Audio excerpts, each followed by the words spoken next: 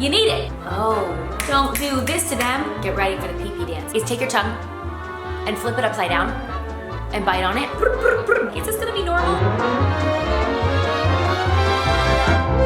Hello, hello, hello, and welcome to the show. I am so excited to talk to you about musical theater. All right, my lovers and friends, it's me, Margie Mays, your big sister. If you've been here long enough, welcome to my YouTube. You know I love lists, that's right. I'm a huge list maker. That's how I get through my life, lists. And anytime I have a really fun experience, like i.e. all of the American Idol stuff, I would make a video kind of synthesizing what I learned and showing it to you, or making a list and giving you tips. We're doing that again. I just had my first in-person musical theater audition this past weekend.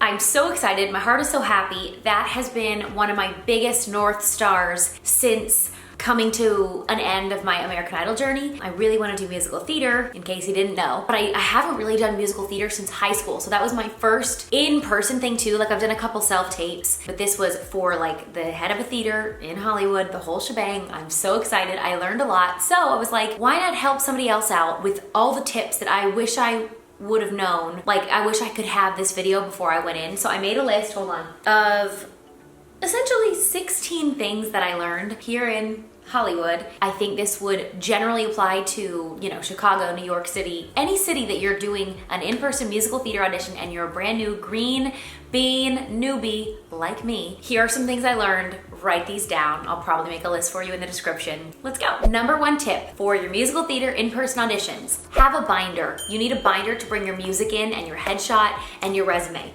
I luckily am a super organized queen. All the time, my past Margie self outsmarts her future Margie self. I got these little like sheet music holders. You can get these at Staples. You can get all of this at Staples. Because what you're gonna do is when you walk in there, there's gonna be most likely, hopefully, if this is like mine was, an accompanist, a pianist to play for you. You can get sheet music off of Scribd, S-C-R-I-B-D, or you can just .com, or you can literally just pay like a couple bucks for the sheet music of whatever song you are about to sing. I was gonna bring it just free floating, and then I realized literally every single person that was there that day had a binder. It makes you feel organized. You know your sheet music isn't gonna be crumpled. You have a safe place to put your headshot, and you also feel more like a pro. You're like, oh, I have this binder like everybody else. So tip number one, bring a binder. Tip number two, dogs. Bring water.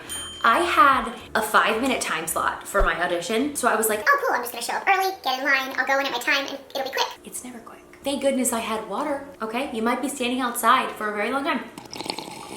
Bring water, especially if you're nervous. Your mouth's gonna feel dry. You can bring like a little lozenge, like a lemon drop or something, cough drop, whatever, and put it in your mouth, and it can help stimulate saliva production in case you really get dry mouth. Or another hack is take your tongue and flip it upside down and bite on it. I don't know, I was told that a long time ago, and it's supposed to stimulate saliva, but also just hydrate in general, okay? It's good for everything about the world. Number three, dogs.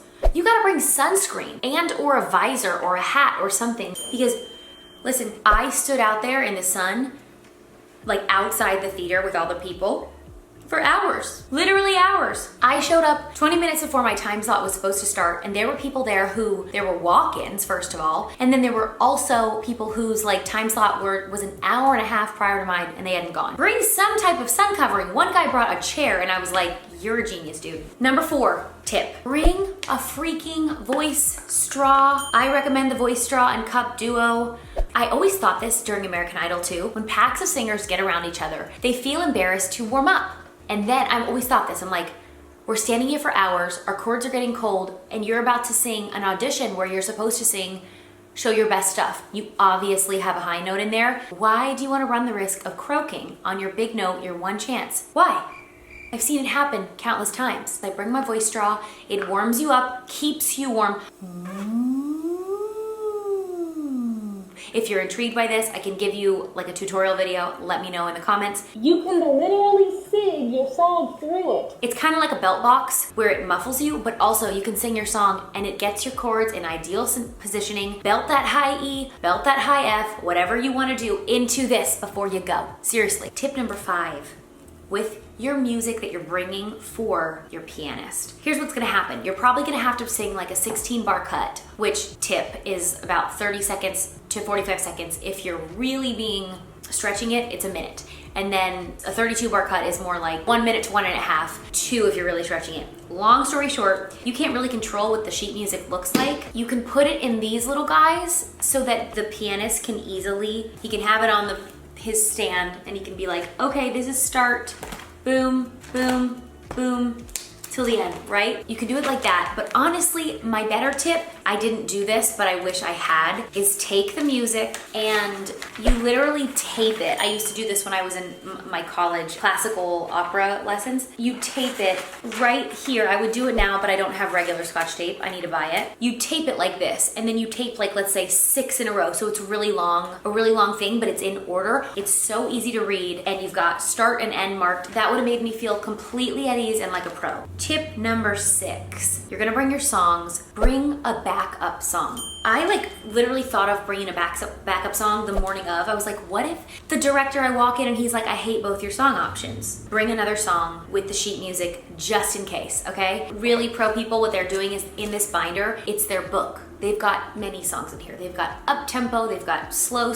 ballads, all these different musical theater repertoire pieces, so that if in the moment they hear feedback like the director hates this kind of music or whatever, they hate songs from XYZ musical, and you're like, oh my gosh, that's what I brought, you have a backup plan. Highly recommend doing that, working on your book. That's something I'm doing right now. Tip number 7 is get ready to be thrown. I was thrown. Usually you are kind of under the impression that you've got your book, you've got your songs ready, you're gonna walk in and they're gonna say, what are you gonna sing for us? When I went in, I had 2 songs, but they were running behind, so they said, hey, just bring your best song first. So I was like, okay, I like this one song from Waitress. It's up-tempo and it shows my personality, and I'm excited and I'm nervous and the character's nervous in this song, so it's gonna go great. Let's sing that. I had it all set up ready for the pianist, and then I walk in and the director was just like, oh my gosh, you remind me of so-and-so. And I said, oh my gosh, I have a song that's perfect for that. And it was the other song that I wasn't thinking I was gonna sing. I hadn't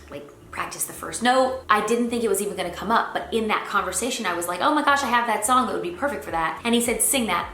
And I said, oh, I was gonna sing the other thing, smiling my whole way through. And he's like, oh, I don't like that song. Let's do the other one. Be ready to be thrown. That is the name of the game. When you're on stage live performing, things go wrong all the time and you just keep going through. That's part of your job. Do that. Oh, tip number 8, I learned from the girl behind me, and I was really grateful she said this. When you go in, you're showing the pianist kind of the tempo that you want to go. Let's say for a song, like for one of my songs, I wanted to bring the tempo up like triple the speed, right? And I'm sitting there going like this, practicing it, and she goes, oh, tip, do not do that in front of your pianist. Do not, they hate this.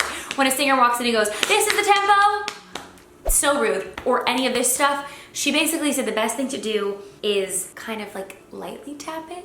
Don't come in and do this. Like it just, I guess it's rude. Tip number 9 is know your type. This is something that, when you're in acting classes, and which I am, and in this industry, this is something you talk about a lot. What are your types? What are the prototypes of kind of characters you might play, whether that's in TV, film, even commercial acting, or in theater? When you walk in the door, what are people seeing, and what essence do you carry, and what types of characters can you play? This is helpful in casting. This is a big thing in casting. You walk in the door and you scream Elle Woods. Hopefully you are a little bit Elle Woods like, because sometimes there is a thing where you walk in and you kind of show them one thing, or you might look like one thing and then you do something else, and it's hard for a casting director to place you. They're like, I don't know what to do with you. I don't know what roles to cast you for. That was really a learning lesson. And that kind of reminds me, it's the same as with American Idol. When the first time I walked in, I was crazy, burping. And then I came in and I said, hi, I'm gonna sing Natural Woman by Aretha Franklin, which, fun fact, is what I sang. They didn't show that. And Lionel Richie's response was,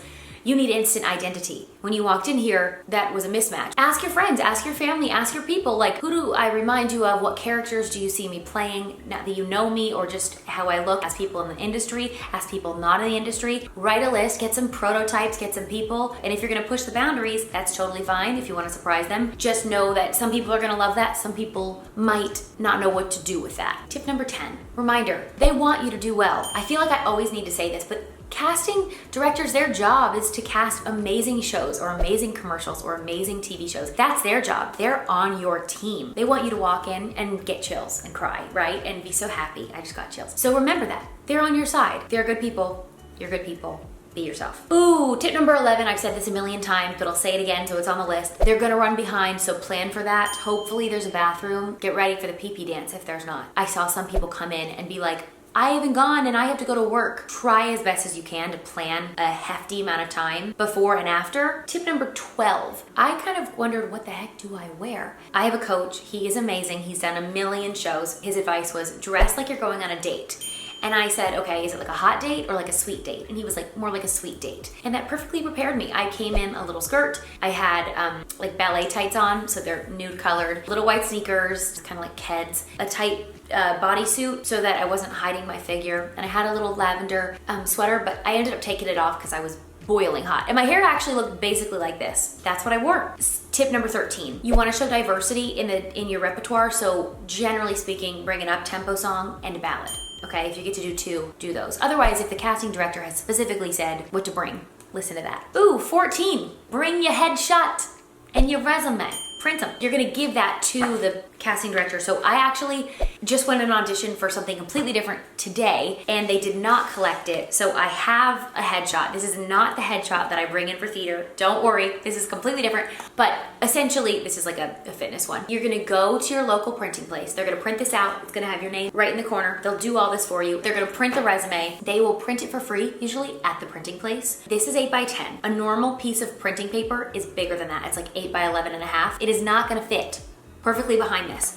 So you have to cut it at home to fit the size of the headshot or have them do it at the printing place. When I did it on Sunday or Saturday, I printed the resume at home and I cut it at home and I was like, is this gonna be normal? And then I did it properly. But today when I went in this morning, I brought the resume in and he cut it for me. You staple on the 4 corners, 1, 2, 3, 4. This is totally industry standard, FYI, okay? Glossy, colored, that's really helpful. Peace of mind to know that they're not gonna be the same size. Tip number 15, you wanna mark your sheet music with clear start and stop marks for your accompanist, okay? I actually worked with a pianist a couple days before my audition and we like printed the sheet music and went through exactly how he'd wanna see it. At the start, I had like this, I took my pink highlighter and did a bracket. Some people I saw at the audition had a huge like start. They wrote start. If you're chopping the arrangement, anytime you do that, you X out, X, X, X, X, X, those bars. And like I said, in an ideal world, instead of having in the lamination, I would have had it all taped for him. We made it to the end of the list.